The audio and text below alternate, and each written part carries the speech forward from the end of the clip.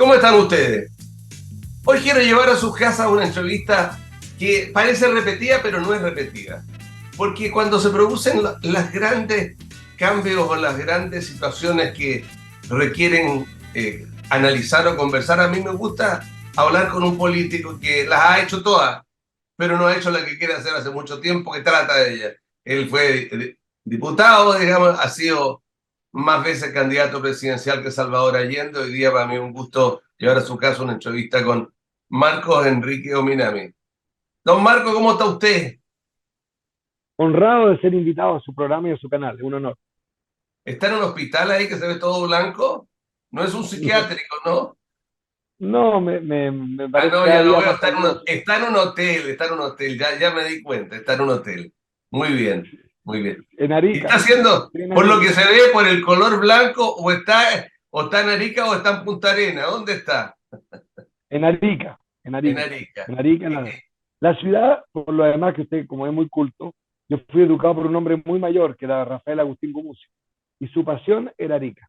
Así que siempre me emocionó, una tontera, pero al viejo le gustaba Arica. Mira, bueno, tiene raíces históricas que a muchos se les olvidan, digamos, pero a usted no se le olvida, no se le olvida ni la historia ni su pasado. La religión se le olvidó un poco, pese a que tiene un tío casi santo, pero cuando se empieza a poner viejo, vuelve de nuevo, así que espérese que le va a llegar.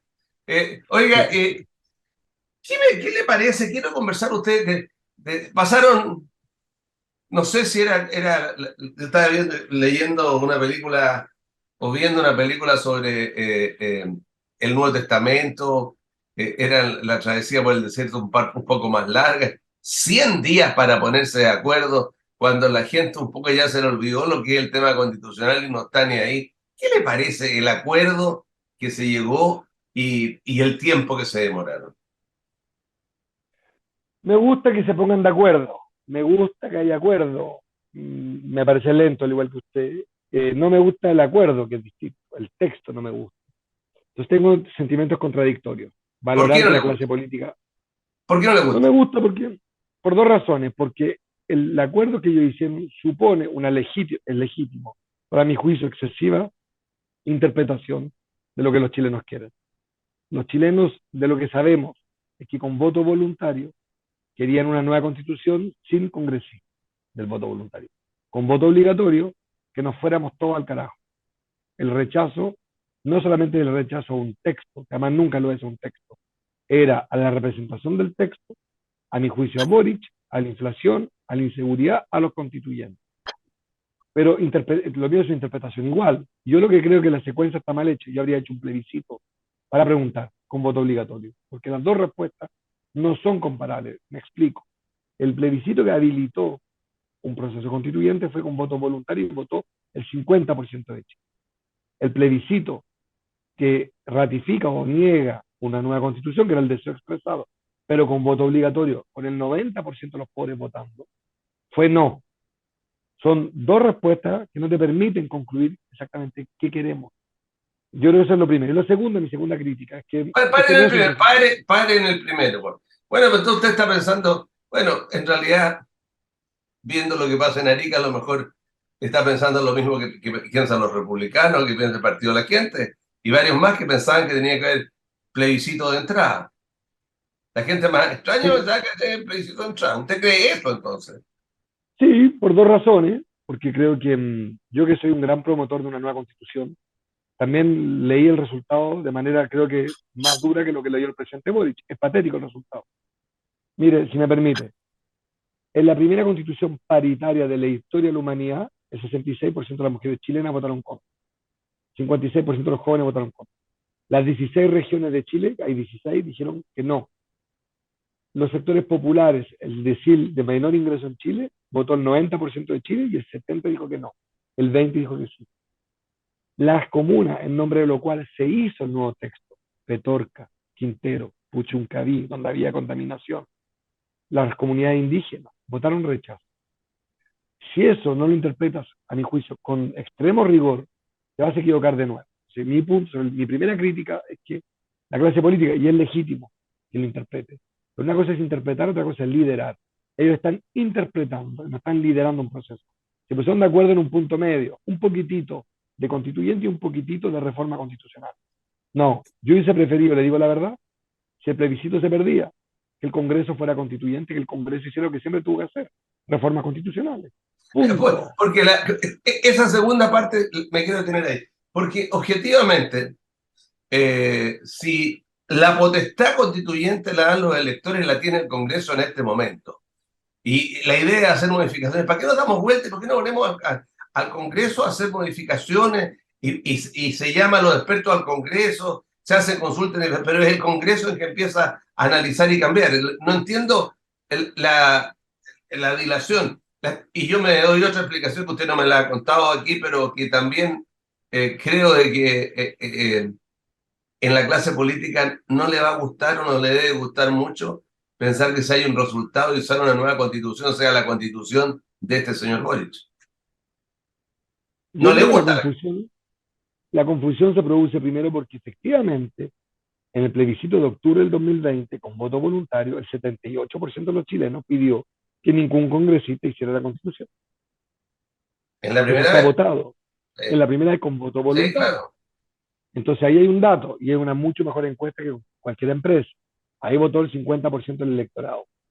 Es muy fuerte la señal y no fue una distancia chica. El problema es que el resultado siguiente es contradictorio porque dicen, este proceso hecho sin congresistas, con ánimo constituyente, lo rechazamos en un 70% los más pobres, que Sí, para pero lo cual se hizo. la explicación la da usted mismo. O sea, la explicación es que eh, yo hago es un tema de lógica pura. O sea, igual que como con poca gente se elige con mayoría a los presidentes que se han elegido, con mucha más gente se producen cambios interesantes. Por lo tanto, como hay que escuchar como la voz del pueblo, la voz de Dios, el soberano, bueno, tenemos que definitivamente seguir con votaciones obligatorias, porque ahí vamos a tener Claro, la claridad de la gente. claro, entonces como estamos en una transición entre un voto voluntario y un voto obligatorio, puesto que Chile nunca tuvo voto obligatorio efectivo. Recuerde usted que hasta el año 2010 en Chile lo que había era hipócrita, era inscripción voluntaria y voto obligatorio. Entonces Chile nunca ha tenido este sistema de verdadera obligatoriedad. Mire, en Brasil, Rodrigo, el voto es obligatorio y la multa es de $1. En Chile, el voto fue obligatorio por primera vez en nuestra historia y la multa es de $170. Vale decir, había un verdadero sistema de voto obligatorio esta vez, verdadero. Y la respuesta es contradictoria. Y por tanto, como estamos en un ciclo distinto, muy agitado, y necesitamos certeza jurídica, marco institucional, etcétera, etcétera, yo prefiero tomar el camino difícil, no el camino simple, y hacer un tercer plebiscito. Chilenos, ¿quieren ustedes en tiempos de inflación, delincuencia, inmigración desregulada, que la clase política se dedique a discutir por segunda vez lo que ya no logró hacer, una nueva constitución? Si la respuesta es sí, ya uno podría decir que es inequívoca el deseo de una nueva constitución. Si la respuesta es no, que también es una probabilidad, quiere decir que entonces el Congreso, legítimo, decadente, pero legítimo, tendrá entonces que hacer la pega de constituyente. Claro, yo como a mí me gusta el póker, yo habría hecho Olimp a la segunda opción. Yo creo que la gente no está ni ahí con la realidad. Usted está en Arica, en este momento, usted está en Arica. Salga a la calle y mire, güey. Salga a la calle y Lo mire. confirmo, Y, confirmo y, su afirmación, y lo pregunta a confirmo. la gente con lo que está pasando qué es lo que quiere. Usted anda seguramente en su partido, en su nuevo partido, en sus nuevos partidos, porque usted es un hombre lleno de ideas. Y ahí se da cuenta, la gente en el norte está muy, muy molesta con lo que está pasando y le interesa solucionar ese problema que es el problema real, ¿o no? Le doy la razón. Estuve con el alcalde de Arica, el gobernador de Arica y Parinacota, estuve con dirigentes sociales, juntas de vecinos, club de adultos mayores, y fíjese que nadie me habló, nadie, nadie, salvo usted en su entrevista, del desafío constitucional. Yo creo que tienen cosas de sentido común, Rodrigo, no sé si usted lo comparte, pero ya hubo un proceso constituyente, duró un año, discutimos hasta la saciedad, todos los fundamentos de la República, la propiedad privada, el derecho a la propiedad privada y no de la propiedad privada. Discutimos, todo se pudo discutir en este año y se perdió.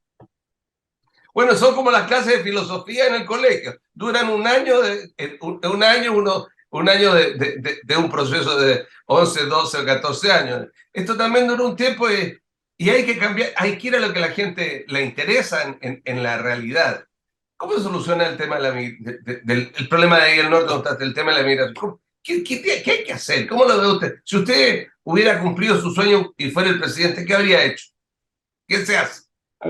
Habría primero separado tres cosas, el largo plazo, el mediano y el corto. Para el largo plazo, una política de inmigración no selectiva, sino de planificación. Vale decir, que el mundo sepa que en Chile necesitamos más doctores, más técnicos profesionales, etc. Planificar, no seleccionar. En el mediano plazo, construir una sociedad de derechos que también permite que los hijos nuestros que se van fuera de Chile y los que vienen aquí conozcan una sociedad y un mundo de derechos. Pero en corto plazo, primero, le habría dado más facultades al ejército de la frontera, más todavía. Creo que es claro que la policía urbana no está en condición de controlar fronteras. Yo habría puesto al ejército a cargo, pero con más atribuciones, porque ya está, pero con pocas atribuciones. Segundo, habría sido mucho más implacable en toda la ejecución de la gente que estaba de manera ilegal. Habría multiplicado por varios números las deportaciones y las devoluciones atendidas a los tratados de derechos humanos. Tercero, aquí estoy en Arica. Arica no es una ciudad frontera, es la frontera. Arica es una frontera. Y necesito ser una ciudad con 1000 veces más recursos, porque es la ciudad que está sometida a la presión más bruta. Probablemente no es el paso más masivo, es Colchane, que conozco muy bien por lo demás. Filmé ahí una película. Conozco bien Colchane. No es Arica el peor problema, pero es muy agudo también. Entonces, me habría situado en el sentido de la urgencia. Creo que nos perdimos un año de gobierno de la mano de Isquia Siches, que fue un desastre. Y eso es una responsabilidad, eso es bien importante recordarlo. Que no había nombrado a Isquia Siches ministra de Interior, o al menos al mes de verla en su estilo, le habría dicho, mire, ¿cómo está usted? Qué rico, quiere un café, qué bueno, está cómoda, bien. Mire, yo A soy el ver, jefe de Estado. ¿cómo fue lo que dijo? Mejor el vocabulario, pues se escuchó mal, ¿ah? Del principio, No, pero dije, síganos. ¿cómo está ¿Cómo usted? está usted? Qué ¿Cómo? rico. No, no, dije, ¿cómo está usted? Quiere un café, le dije. Ah, no, No, pero digo, le dijo que había rico nombrado. primero. Vaya, pero no No, importa. Pero lo estoy no, molestando no, no, porque no hay en el problema. fondo lo estoy desordenando porque lo quiero llevar a otra. Claro, pero el problema es mucho más grave. Yo recién acabo de entrevistar a una persona de esta región que partió haciendo política acá, estudió en los padres franceses del paraíso para la moca francesa, una mujer. Terminó siendo concejal en Ñuñoa, después seremi de Desarrollo Social en Santiago, y la acaban de echar, y ella está diciendo, y volvió a repetirlo aquí cuando la entrevisté, de que ella justamente se iba a querellar porque realmente había sido obligada, inducida y apremiada por el gobierno para votar de determinada manera en un proyecto de Quilicura, un proyecto ambiental. Y en el fondo lo que ella dice son que las malas prácticas de los gobiernos que tanto se reclaman siguen existiendo y apunta al ministro Jackson. ¿Cuál es su visión de esto? No tengo dudas, porque siempre he sido muy crítico de la figura, sobre todo del estilo de Jackson, que la prédica sin cumplirla. Predicó contra el financiamiento irregular de campaña y está involucrado en una denuncia gravísima junto al caso de Karina Oliva, del servicio electoral, que yo lo presumo inocente, pero él está singularizado por varios reportajes. Entonces, me parece que yo los predicadores desconfío mucho de ellos. Mire, el padre Esteban, que usted tanto quiere, yo también, que el padre Esteban Gumucio, que hemos comentado varias veces, era cura, pero no predicaba. Tiene que volverme el libro, se lo presté, no era para que se lo quedara. Sí, siga. No, lo que digo es que la prédica es insoportable. Yo creo que el gobierno a veces quiere fundar una iglesia en un país. Mire, el padre Esteban, hay un poema de él, una vez él dijo, escribió, que cuando los jóvenes quemaban las iglesias, afirma el padre Esteban, a Dios no le importa. A Dios no le importa que quemen la iglesia. A Dios le importa saber por qué queman las iglesias. Bueno, eso es la política. La política no es la contratación de los hechos, no es la evidencia de que existe la corrupción. La pregunta es por qué hay corrupción para poder combatir la corrupción. Sigamos la lógica del padre Esteban como poeta, el porqué de las cosas. Entonces, claro, Jackson propuso bajar los sueldos de los diputados. Nunca se preguntó por qué los sueldos de los diputados chilenos eran altos. Yo también creo que era un exceso, pero tiene una lógica. Y fíjese que una mala idea de Jackson termina con una peor idea ahora, es que no le paguen a los constituyentes. Quiero recordar algo que usted es muy culto y su público también. El que se le pague a los diputados es una conquista de la democracia, del progresismo, porque cuando no había remuneración, lo único que podían ser legislador y autoridad eran los ricos, los herederos, los dueños de Hacienda. Los ricos podían dedicarle tiempo a la política. Para que un obrero como Lula, para que un profesor, para que un hombre o mujer humilde pueda participar del debate público, tiene que saber que si asume la responsabilidad está pagada. Entonces las ideas tontas y además cínicas e hipócritas terminan en estupideces, como que ahora estamos debatiendo, si hay que pagarle a los constituyentes. ¿Me Ok, explico? pero volvamos, estoy de acuerdo, volvamos, pero volvamos a lo anterior, o sea, el concepto y acá habla de cura, de predicar sin sotana, predicar, o el rey desnudo, para decirlo simple, es un tema que tiene que ver, el otro día conversaba con una de mis hijas, tiene que ver a lo mejor con que pasamos rápidamente del gobierno de los abuelos al gobierno de los nietos y los nietos están trabajando en el gobierno como si estuvieran en el jardín infantil o en la universidad. Interesante, interesante como analogía. Sí, yo creo que si uno sigue su esquema, no el mío, pero uno podría jugar. Los padres se restaron del debate público, se acomplejaron y no asumieron su responsabilidad. Yo también, cuando he tenido, es complicado su analogía, pero creo que efectivamente hay una generación que se borró, se acomplejó frente a la belleza de la juventud, no se atrevió. Y Bueno, luego la juventud, y ahora entonces están discutiendo las cosas por Twitter, por redes sociales y funcionan así. Mientras más me gusta tiene, más siguen haciendo las mismas cosas, ¿no? Pero no es la lógica de la administración del Estado, ¿o no? exactamente, yo creo yo no estoy contra los tatuajes, creo que hay que tener tatuajes, yo no tengo, pero tatuajes o cicatrices, tatuajes y cicatrices. Y el buen gobernante, el que tiene cicatrices, no es el que llega virgen al cargo, virgen en sentido político, es el que ha pagado costos, el que ha luchado.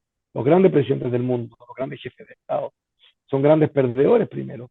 Lula, Mandela, los grandes jefes de Estado, son tipos que han estado, ¿cómo se dice?, remando para conquistar la confianza de su pueblo. El accidente, el golpe de suerte nunca funciona muy bien. Y creo que estamos aquí frente a un accidente en la historia. Una generación llega con mucho talento y gente más que yo creo que es más bien honesta, aunque está empezando a parecer que tan honestos no eran algunos, pero creo que una generación que es muy talentosa para seducir, pero no para conducir. ¿Qué le parece, y qué le parecen las palabras del presidente de la República cuando fue la inauguración del monumento a Patricio Aylwin? Cuando al final dijo, bueno, igual como tal y cual, monumento a tal y cual persona, mañana espero o pienso que debería haber uno a Carol Cariola, a Vallejo, a Jackson y a Boric. ¿Qué le parece aquello? Bueno, primero, yo no soy opositor a Boric, voté por él y volvería a votar por él. Pero dicho esto, la declaración es complicada porque él lanzó el libro de Miguel Enríquez hace 8 años, lo invité. Miguel Enríquez es mi padre, un hombre muerto en combate, y él dijo que básicamente admiraba a Miguel Enríquez. Después dijo que era yandista y ahora le gusta a Elwin. Yo quisiera decir, ¿qué opinaría usted si hubiera un presidente que dice que le gusta a Putin y le gusta a Zelensky? Le gustan los dos al mismo tiempo. Me parecen dos grandes liderazgos constructivos, Putin y Zelensky. Yo me empiezo a preocupar, creo que la declaración o es una falta de rigor y es la seducción en cualquier espacio, cualquier hora, o es simplemente una impostura. Me preocupa. Creo que decir que los Boric pues, se califica como un género, ojalá sean recordados como los Elwin, hay un problema. No porque Elwin me parezca bien execrable, yo nunca me gustó Elwin, pero pues no hizo un mal gobierno y uno tiene que saber medir y usar el lenguaje de manera prudente porque hay gente que te escucha. Y decir que te gusta Salvador Allende, Elwin y Miguel Enríquez es completamente contradictorio. Uno estaba por la lucha armada, el otro era marxista y hablaba de una revolución socialista y la intentó implementar y terminó una tragedia. Y el otro es un golpista que pidió perdón y que creía en la economía de mercado y que abrió la economía chilena y que habría firmado no uno, 15 TPP-11 si hubiese dependido de él. Bueno, La también, pregunta es, pero también, bueno, yo no sé tanto que le tienen al TPP-11, pero perdóneme, el presidente de la República de Chile va a reuniones internacionales, hace todo una parafernalia en México y cuando llegue al final, AMLO le dice, no señor, nosotros no vamos a aceptar este tema del TPP-11 de la side letter. Va, se saca una foto con el rey de la China o el presidente de la China, o como se llame, después de ver el espectáculo con el señor que se murió. No, mire, muy lindo, oiga, pero las cartitas no. Entonces, el TPP-11, si te metiste en el cuento, hay que continuar en él. Ya estamos en eso, pues, ¿o no? No, le doy más la razón todavía. El TPP-11 tiene un problema, eso sí, adicional a los demás, pero en el fondo tiene razón usted. El año 90, Chile tomó una decisión, perdón, fin de la dictadura, Chile tomó una decisión que la democracia no corrigió, que era arrancarse de América Latina, abrir su economía, desindustrializarse. Por ejemplo, usted conoce bien la quinta región, matar la industria textil de la Ligua, avanzar hacia un sistema de intercambio de importación-exportación que permitiría que los chilenos, mucho antes que los argentinos y otros países, accediéramos a bienes de consumo que nos permitirían progresar. Esa estrategia, la democracia la mantuvo. Privatizar, desindustrializar y abrir la economía. Las tres variables. Lo sé bien, usted, su público lo debe saber, mi padre adoptivo era el ministro de Economía de esas tres estrategias. Eso no cambió con Elwin, con Frei, con Lagos, con Bachelet, con Piñera, con Bachelet, con Piñera. No cambió en 32 años. Entonces, yo creo que el presidente Boric, que es un tipo honesto y carismático y decente, a diferencia de Piñera, es un hombre que en esto ha demostrado una falta total de rigor. No es un problema de preparación, él fue más diputado que yo, fue 8 años diputado, yo fui 4. Tiene mucho más experiencia que yo. Es un problema de falta de rigor y de una cierta permanente impostura. Quiere caerle bien a Ok. los enemigos del modelo de apertura y se pone una polera para votar contra el TPP. Yo fui diputado, nunca me puse ninguna polera. Porque no nos queda casi nada. Eh, su primo, su primo, Rafita Gumucio, escribió hace un mes un artículo que se refería a un cuento de Chesterton de un marinero que se iba a buscar nuevos rumbos y al final encontraba una playa donde clavaba su bandera y en la playa estaban sus juguetes, su casa, su patio, volvía a sus orígenes. ¿Cree usted que eso le va a pasar al presidente Boric? Su primo dice que va a estar, como va la lista, entre el mantenerse con los Vinter, con los Latorre, o volver a lo que aparentemente está teniendo con la Uriarte y quizás su padre, qué sé yo, los hominamios, lo que sea, volver a centrarse para poder terminar su gobierno en forma equilibrada. ¿Cuál es su visión de eso? Creo que lo ha hecho mal y porque lo ha hecho mal estamos discutiendo esto, que se vuelve irrelevante. Él debe tener una base política amplia, con todos los que usted nombró al mismo tiempo adentro, pero él tomó una decisión de seducción de nuevo. No quiso invitar a la democracia cristiana. Y ahí está, no logra pasar ninguna ley, de nada, nunca. No logra pasar ni su reforma tributaria ni su reforma de pensiones. Creo que un problema es cómo él entiende el acto de gobernar. Él entiende que, insisto, él es un seductor. Y Chile, en tiempos de narcotráfico, de inflación alta, de inmigración desatada, sobre todo desregulada, requiere autoridad, responsabilidad, valores humanistas Ok, y no todo el día seducir. nunca tengo que preguntarlo, siempre me gusta preguntar una pesadez para que se haya poco contento conmigo. ¿Y usted que pasó tanto por la fiscalía, le gusta a Marta Herrera como candidata? Sí, derroté a los fiscales corruptos. No la conozco, yo no soy prejuicioso, la critican por estar muy vinculado al inepto, incompetente y corrupto de Abbott, el anterior, pero a mí no me consta, así que No, no, por yo tengo favor, por favor. Al ex un fiscal lado, tengo anterior, al ex fiscal anterior, Jorge Abot. El resto, guárdense. yo tengo la peor opinión del robot y que se cree, mido mis palabras y lo puedo demostrar en un juicio cuando quiera de sus actos de corrupción. Pero eso lo discutiremos en tribunales si él quiere. Yo voy a otra cosa. Yo soy un hombre, en esto soy muy gumucio. Soy cándido, no tengo problema, no la conozco. Dicen que estuvo vinculado, pero yo no juzgo a la gente. No tengo, creo que Abbott le hizo tanto daño a la fiscalía que hoy día todos los senadores, para que seamos transparentes, ¿en qué están? Están todos pidiendo garantía, están todos diciendo, mire, yo voto por la fiscal si me garantiza a mí algo. Se rompieron los pactos de confianza republicana. Yo creo que ella es Ok, víctima, no la conozco, víctima del peor de los mundos, que cada senador, así perdió Morales. Morales perdió, corríjame, por 2 senadores, a lo que me parece que no les preguntaron qué opinara. No era una discusión de fondo, nunca hubo discusión de fondo. Se ok, perdió eso. ok.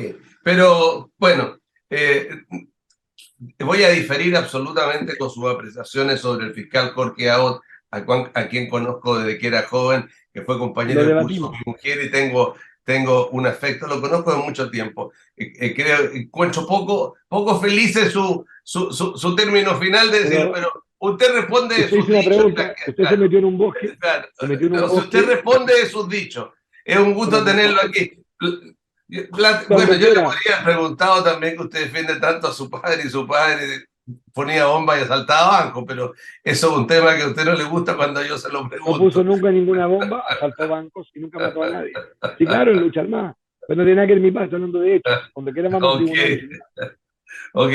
Un gusto tenerlo, Marco. A mí me gusta moverlo para que usted se agilice. Espero que le vaya muy bien y que conversaremos a futuro de algunas otras cosas. Un abrazo, que esté usted muy bien. Encantado, un abrazo grande. Bueno, y usted lo ve siempre vital moviéndose a lo largo de todo Chile y todavía y permanente en la política. ¿Será candidato a futuro? Y por qué no, Marco Enrique Ominami. Que estén ustedes muy bien.